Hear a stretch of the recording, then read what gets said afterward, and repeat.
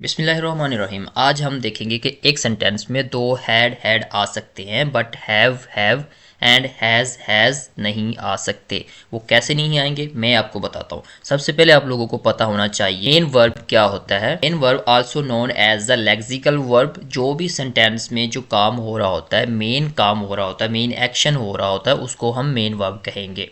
इसके साथ हमें पता होना चाहिए कि एक्सिलरी वर्ब क्या होता है। अब देखिए एक्सिलरी वर्ब क्या होता है। Auxiliary verb also known as the helping verb is a verb that is use to support the main verb in a sentence. किसी भी सेंटेंस में जो वर्ब इस्तेमाल हो रहा होता है उसको ये सपोर्ट करने के लिए इस्तेमाल करता है। It express tense mood voice और aspect that typically appears before the main verb. ये मेन वर्ब से पहले सेंटेंस में इस्तेमाल होता है। Auxiliary verb usually don't have much meaning on their own. ये अपनी वैल्यू इतनी नहीं रखता, लेकिन ये रिलेशनशिप को स्पीकर के एक्शन और state describe by the main verb उसके जरिए ये उसको एक्सप्लेन करता है। इसको हम देखते हैं एक एग्जांपल के जरिए। I am writing a letter.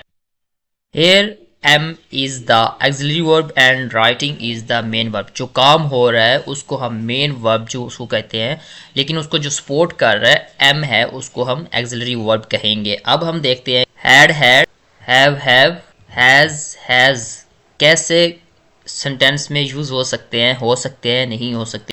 जैसे ही स्टूडेंट देखते हैं कि एक सेंटेंस में टू हैड इस्तेमाल किया हुआ है, लेकिन वो डायरेक्ट कंफ्यूज हो जाते हैं। वो डायरेक्ट यही कह देते हैं कि ये सेंटेंस तो बिल्कुल गलत है, लेकिन ऐसा मुमकिन नहीं है।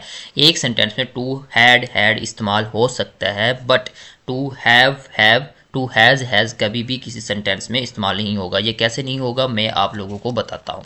एक सेंटेंस में दो हैड कैसे इस्तेमाल करते हैं, ये कैसे यूज़ होगा, इसको एक्सप्लेन करें। सबसे पहले हैज़ हैव एंड हैड ये एक्सिलरी वर्ब और मेन वर्ब दोनों का काम करते हैं। हेल्पिंग वर्ब मेन वर्ब जो होता है ये दोनों का काम करते हैं has have and had in sentence में। He has a pen, he had written, he had taken lunch.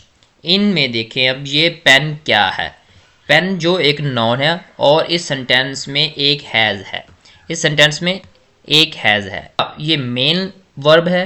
Position show कर रहा है, मलिकियत को शो कर रहा है। He has a pen, he has written. यहाँ पर जो हैज़ है एज ए एक्सिलरी वर्ब काम कर रहा है और जो रिटन है ये मेन वर्ब है।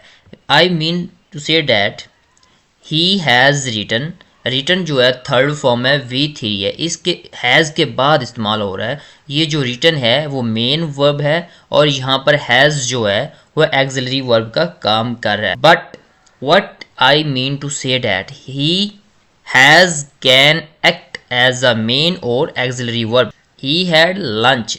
हैड जो यहाँ पर है एक्सिलरी वर्ब का काम कर रहा है। टेकन किसी भी सेंटेंस में हैज़ हैव के बाद V3 इस्तेमाल होगा तो उसको कहेंगे ये पास्ट परफेक्ट टेंस में है। अदरवाइज अगर एक सेंटेंस में हैड हैव इस्तेमाल होगा तो प्रेजेंट में होगा। अगर उसमें थर्ड फॉर्म है V3 है देन उसको पास्ट परफेक्ट टेंस कहेंगे। हमने ये सीखा has have had as auxiliary verb और मेन वर्ब दोनों का काम कर सकता है। इन दोनों में हैज़ जो है पहले दो में हैज़ पेन हैज़ रिटन दोनों में हैज़ मेन वर्ब का काम कर रहा है। ही हैड टेकन लंच यहाँ पर हैड जो है एक्सिलरी वर्ब का काम कर रहा है। अगर सेंटेंस में हैज़ हैव सिंपल होगा तो सिंपल प्रेजेंट होगा।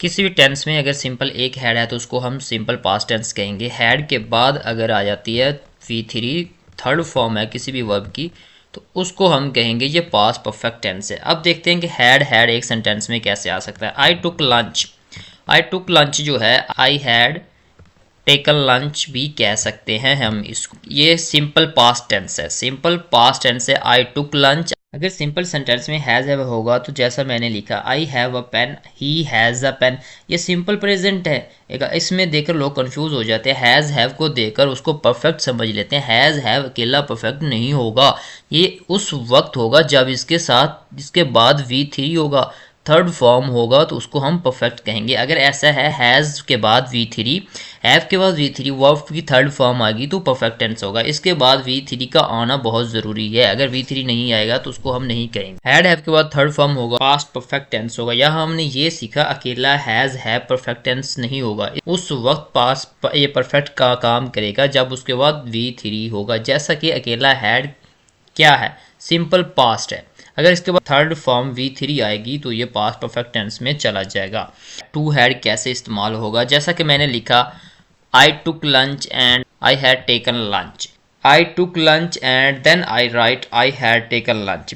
पहले वाले में टुक है तो ये सिंपल पास्ट है। यहाँ हैड के बाद थर्ड है तो ये क्या है, आई हैड टेकन लंच, ये पास्ट परफेक्ट है और हम लंच को टेक भी करते हैं और इसको हैड भी कर सकते हैं। I had lunch, I had lunch. यहाँ पर जो आई हैड लंच में हैड जो है ये मेन वर्ब का काम कर रहा है। आई हैड लंच में पहले वाला हैड जो है ऑक्सिलरी वर्ब का काम करेगा और दूसरे वाला हैड जो है वो मेन वर्ब का काम करेगा। फर्स्ट हैड जो है एज ऑक्सिलरी वर्ब काम करेगा और सेकंड हैड जो है वो मेन वर्ब का काम करेगा। तो ये जाएगा, इसका टेंस जा रहा है पास्ट परफेक्ट टेंस में। इसमें हमने ये सीखा, ये सेंटेंस है अगर हैड के बाद V3 आ गया तो उसको हम पास्ट परफेक्ट कहेंगे। So we can have to had in a sentence, ये करेक्ट होगा। और जैसा कि हम सबको पता है हैज़, हैव, हैड जो है एक्सिलरी वर्ब और मेन वर्ब दोनों को काम कर सकता है। अगर हैज़, हैव, हैड इसके साथ V3 आएगा तो हैड का V3 भी हैड होता है।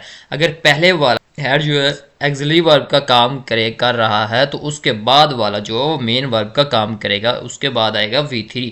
तो इसमें V3 है तो इसका मतलब क्या होगा, ये पास्ट परफेक्ट टेंस है तो सेंटेंस में दो हैड आ सकता है। एक हैड एक्सिलरी वर्ब का काम करेगा, दूसरा हैड जो मेन वर्ब का काम करेगा इसमें, और सेंटेंस का जो टेंस हो जाएगा वो पास्ट परफेक्ट टेंस में चला जाएगा। तो यहाँ पर क्लियर होता है कि टू हैड आ सकते हैं, सेंटेंस का टेंस जो है वो पास्ट परफेक्ट टेंस में चला जाएगा। अब हम देखते हैं कि एक सेंटेंस टू हैव आ सकता है या नहीं आ सकता। अब हम देखते हैं कि एक सेंटेंस में दो हैव इस्तेमाल हो सकता है। नेवर कम, ये कभी नहीं इस्तेमाल हो सकता। I have lunch and I take lunch, हम इन दोनों को लिख सकते हैं, ये दोनों ही ठीक है। इसका ऐसा हो सकता है आई हैव लंच, इसको ऐसा भी लिख सकते हैं आई टेक लंच, ये दोनों सिंपल प्रेजेंट में आ जाता है। आई हैव टेकन लंच, इसमें हैव के बाद V3 आ गया।